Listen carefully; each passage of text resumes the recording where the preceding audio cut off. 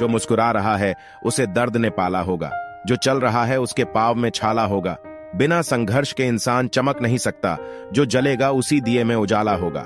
संघर्ष क्यों बचे संघर्ष से? संघर्ष ही तो जीवन की आत्मा है। जितना कठिन संघर्ष होगा उतनी ही शानदार जीत होगी। एक बार एक किसान भगवान से बहुत ही नाराज हो गया। किसान बहुत मेहनती था, बहुत मेहनत से वह खेतों में अनाज उगाता, उसकी देखभाल करता, पर अक्सर उसकी फसल खराब हो जाती। कभी सूखा पड़ी डिडा जाता, कभी बाढ़ आ जाती, कभी तेज धूप, कभी आंधी, कोई न कोई कारण बन ही जाता कि उसकी फसल खराब हो जाती। एक दिन वह किसान गुस्से में आसमान की ओर देखकर भगवान से कहा, हे ईश्वर, आपको लोग सर्वज्ञाता मानते हैं कि आप सब जानते हैं, कहते हैं कि आपके इच्छा के बिना एक भी पत्ता नहीं हिलता, पर मुझे तो लगता है कि आप छोटी सी छोटी बात भी नहीं जानते। आपको तो ये भी नहीं पता कि खेती बाड़ी कैसे करते हैं। अगर आप जानते होते तो हर समय जो बाढ़, आंधी और तूफान आते हैं वो कभी नहीं आते।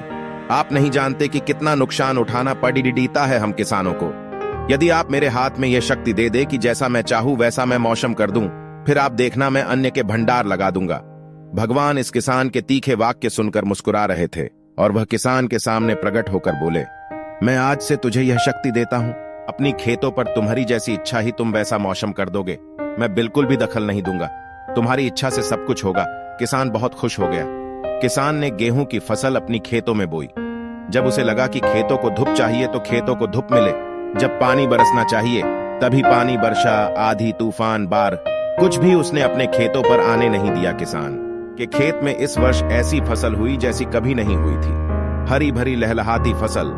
मन ही मन वह बहुत खुश हो गया और सोचने लगा, अब सबूत के साथ दिखाऊंगा भगवान को कि इसे कहते हैं शक्ति का सही उपयोग। मेरी सफलता देखकर उन्हें अपनी नियम जरूर बदलने पड़ेंगे। कुछ दिन गुजरे, फसल कटने को तैयार हुआ। किसान बहुत उत्सुकता के साथ फसल को काटने लगा, पर जैसे ही उसकी नजर गेहूं की बालियों पर गया तो उसने अपना सिर पिट लिया और वह रोने चिल्लाने लगा।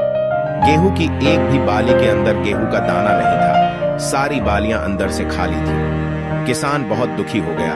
उसने भगवान को रोते हुए फिर पुकारा, हे प्रभु, तुमने ये मेरे साथ क्या किया? क्या तुमने मुझे कोई सजा दी? भगवान बोले, पुत्र, ये तो होना ही था। तुमने पौधों को संघर्ष करने का मौका ही कहा दिया ना, तो तुमने उन्हें आंधियों से जूझने दिया, ना तेज बारिश से सहने दिया और ना ही धूप में तपने दिया।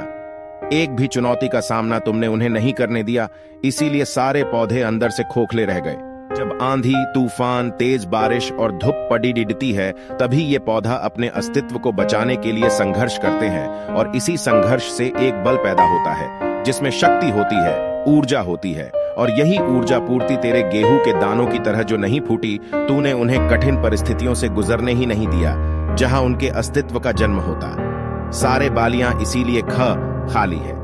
इसमें एक भी गेहूं का दाना इसलिए नहीं है क्योंकि तुमने अपने पौधों को संघर्ष कराया ही नहीं। याद रखिए, स्वर्ण में सवर्णीय आभा तभी आती है जब वह आग में तपने, गलने और हथौड़े से पीटने जैसे संघर्षों से गुजरता है। कोयले का टुकड़ा हीरा तभी बनता है जब वह उच्च दाब और उच्च ताप की मुश्किल परिस्थितियों से गुजरता है। इसी तरह यदि हमारी जिंदगी में कोई संघर्ष ही ना हो, कोई चुनौती ही ना हो, तो हम भी गेहूं की बालियों की तरह खोखले रह जाएंगे। कोई अस्तित्व नहीं होगा हमारा। विपरीत परिस्थितियां, चुनौतियां, समस्याएं हमें और अधिक निखारती है। यदि जीवन में कठिन परिस्थितियां और चुनौतियां आए तो घबराना मत, बल्कि सामना करना।